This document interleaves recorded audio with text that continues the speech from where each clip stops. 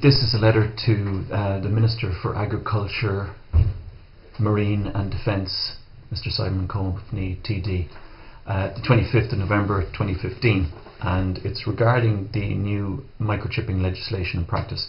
I've sent a copy of this letter to your offices via your Facebook link that I have with you, and also I'll give you a copy by hand tomorrow evening in Ruchdown Park in a talk organised by AIB for new farmers that you're attending. I'm not a vet myself, but in the last 2 years I've opened a new veterinary clinic in the centre of Cork City, and I've learnt a lot about veterinary medicine, in particular the small animal section. The reason I'm contacting you is regarding the new legislation on market in microchipping, and I think it's a very good step in the right direction as it brings us into line with many EU countries. But there's one aspect of it in practice that I believe will present a problem in the future. I realise that the main thrust of the legislation is got to do with possible litigation for dog owners, for abuse, for attacks and possibly accidents. Nevertheless, in the minds of the public, it's a welcome step, as it protects their ownership rights and helps should an animal be lost or in particular stolen. Abandonment of pets is also an issue that it will help address. I recently became aware through a review of the legislation that lay people were going to be included in those that would be allowed to microchip pets. Prior to this briefing, it was my understanding that only vets could microchip an animal, same way only vets can issue pet passports. And this, I believed, was a method of protecting the authenticity and security of the identification of dogs to owners on the National Register. So I was quite shocked to hear that the legislation was going to allow lay people to be involved. And my main reasons for this are as follows. If you could picture the following scenario, a family pet is stolen, as many are around this time of the year for the Christmas market, but all times of the year anyway.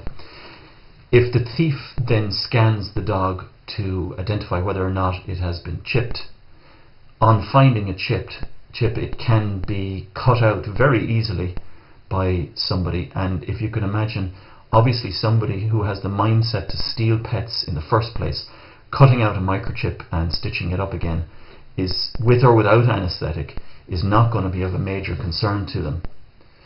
Now, with the current legislation, it's quite possible for one of the thieves or a friend of theirs to be registered as a lay microchipper and thus rechip the animal, complete the necessary forms and register the animal on the national database legally.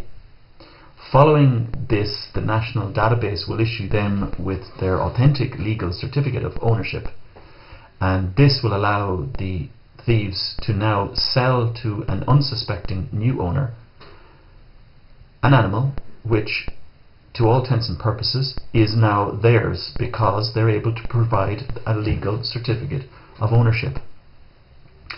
Now, a similar scenario in the large animal or farming community would be where lay people would be allowed to tag their own cattle or anybody's cattle, and thus eradicate the whole authenticity of the tracking system and registration of animals, which has been very successful in Ireland. The penalties for a vet to do such false tagging is that they can be struck off and lose their career. A similar scenario where farmers would over-medicate their animals, such as with antibiotics, results in financial penalties, as the creameries won't accept their milk following testing and finding antibiotics. So the current legislation in that regard does protect the system. However, when it comes to the lay microchipper, there is no sanction for somebody illegally re-chipping or knowingly re-chipping an animal. If they are, for instance, struck off the list of lay microchippers and they are a plumber by trade, it has no effect on them continuing as a plumber or anything else.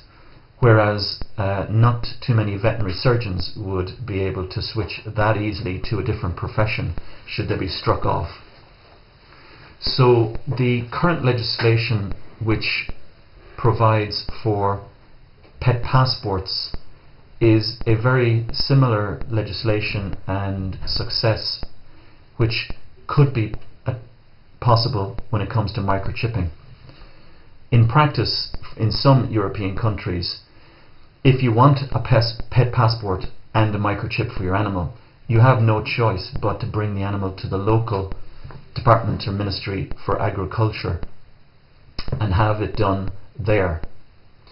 I know this is not something that we would look at in this jurisdiction, but nevertheless, if it was a practice where vets only were able to do the microchipping,